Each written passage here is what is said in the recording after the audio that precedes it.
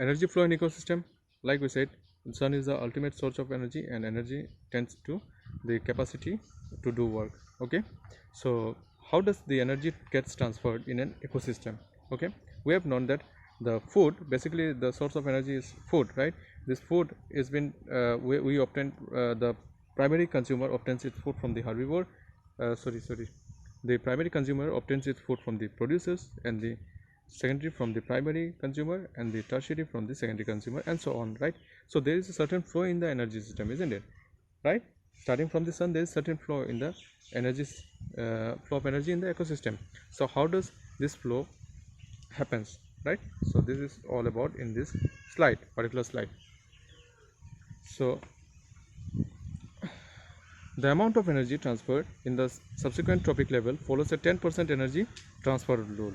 Okay, so what do you mean by 10% energy transfer rule?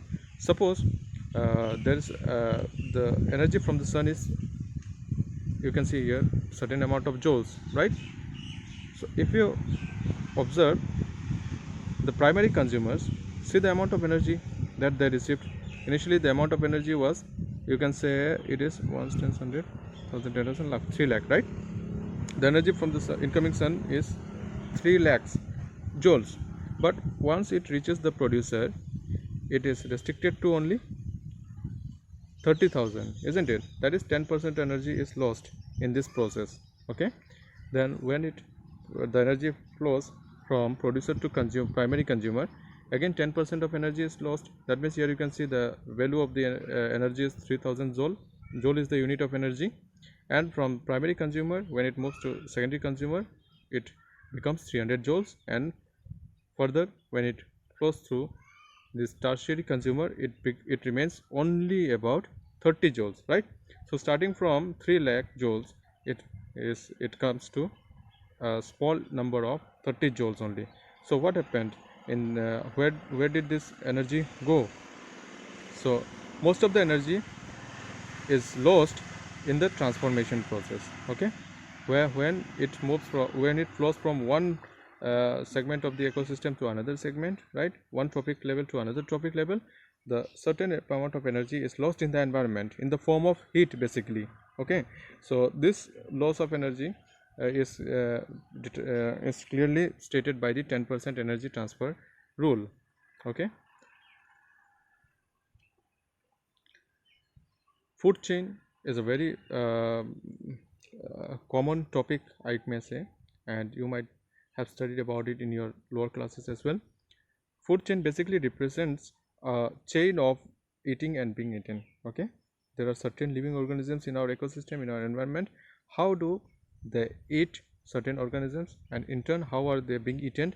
If we are to represent it in a chain, okay, that forms a food chain. Okay, so the process of eating and being eaten with the resultant transfer of energy from primary producer to ultimate consumer, right, in a region is termed as food chain. It forms a chain system. Okay, in general, food chains have 3 to 5 trophic links, right? There are two types of food chains, namely grazing food chain and the detritus food chain.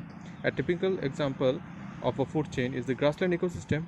Okay, where you see this is a typical example of a grassland food chain. You can see here the producer is being eaten by the primary consumer, right? There is the grasshopper, and the primary consumer is eaten by the secondary consumer, followed by the tertiary consumer and the apex predator. Apex predator are those organisms which have impact on the other organisms, but they are in turn not being eaten by any other organisms. Okay, so and then you can see the decomposer, right? So here you can see 4 trophic levels. Okay, so in this regard, an ecosystem may have 3 to 5 trophic links. Okay, so they are forming a chain like system, isn't it? Chain like appearance. You can see, if you connect their eating nature, then you can see it is forming a chain like system.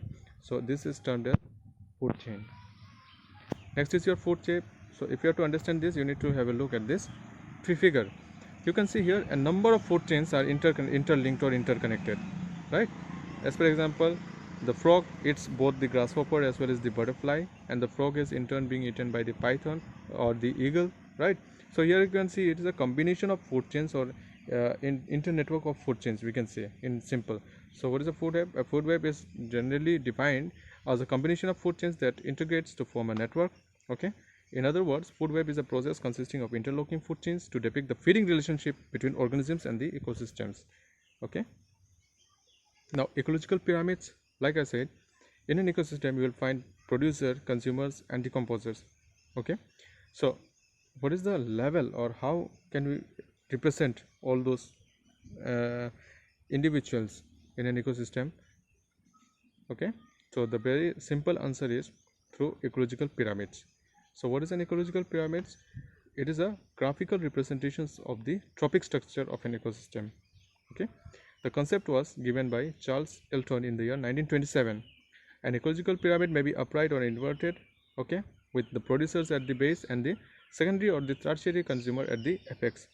Pyramid of number and pyramid of biomass may be upright or inverted, but pyramid of energy is always upright. The ecological pyramids are of three types. First, pyramid of number. The pyramid of number represents the total number of individuals of different species belonging to each trophic level, okay, in an ecosystem. Based on the number, the pyramid of number is being represented. The pyramid of a number is usually upright, but it may be inverted and spindle in case of some parasitic food chain and tree ecosystem. Let us have a view of this pyramid of number, right? So this is an example of pyramid of number in pond ecosystem as well as in grassland ecosystem. You can see here T1, T2, T3 and T4 are the trophic levels, okay? That is, the position of an individual in an ecosystem are termed as trophic levels.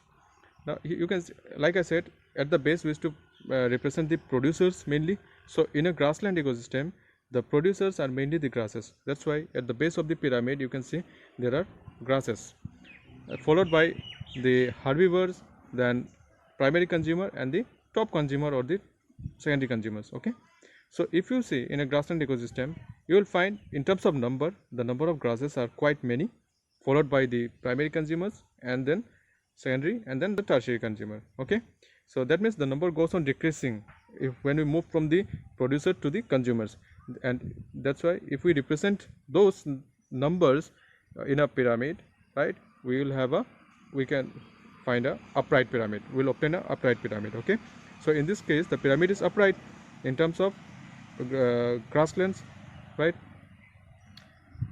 Now, like I said, the pyramid of numbers may be inverted or upright. The best examples are, you can see in a tree here, the primary producers in a single tree. Okay, the primary producer is your tree, right, which is a single in number. So that's why it is positioned at the base, right, and followed by the primary consumers like certain flies and insects, and then the secondary consumers. If you observe a tree, you may find there small number of insects followed by a number of birds nesting in it, right? So if you count the numbers, then you will see the tree represents a single organism, okay, single in number followed by certain ascending numbers, you will see, okay, when you reach to the top consumers or secondary consumers. Then in that case the pyramid which will be formed will be your inverted pyramid. Okay, on the other hand, you see onto the right, you may see there is a single tree, few herbivores, and the carnivore is only restricted to one. Okay, so in this regard, what happens, the producer and the secondary consumer, okay, or the top consumer are limited in number, but in between them the primary or the secondary consumers are abundant in number. Okay, so this forms a certain type of pyramid which is known as spindle shaped pyramid. Okay, all these are based on numbers. Next is your pyramid of biomass. So biomass basically means the dry weight of any substance, living substance. Okay, so if you represent the pyramid of biomass may be upright, okay, or may be inverted depending upon the type of ecosystem. In a grassland ecosystem, for example, if you see, like I said, the number of producers are huge, abundant, right, followed by the herbivore, primary carnivores, and the top carnivores. So if you take the dry weight of all this substance, obviously you will find the dry weight of the grasses are much higher than the subsequent consumers, isn't it? So this will form a pyramid which will be upright in position. In contrast to the upright pyramid of biomass, if you take an example, let us take an example of the aquatic ecosystem. Okay, so in aquatic system, you see the producers are mainly the micro planktons, right, or the rooted plants, isn't it? Then the herbivores are the small fishes and carnivores are the large fishes, right? So if you are to take the weight of all this living substance, that is the dry weight, you will find the dry weight of the carnivores, top carnivores, are much higher, okay, and compared to the producers. So in this regard, it will form an inverted pyramid of biomass. Okay, so pyramid of biomass may be upright or inverted. Third is your pyramid of energy. In case of pyramid of energy, like we have studied earlier, that energy transfer in the ecosystem follows a 10% rule.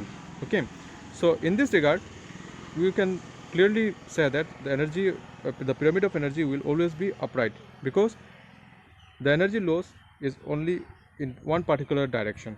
Okay, from producer to the top consumer, it is being lost.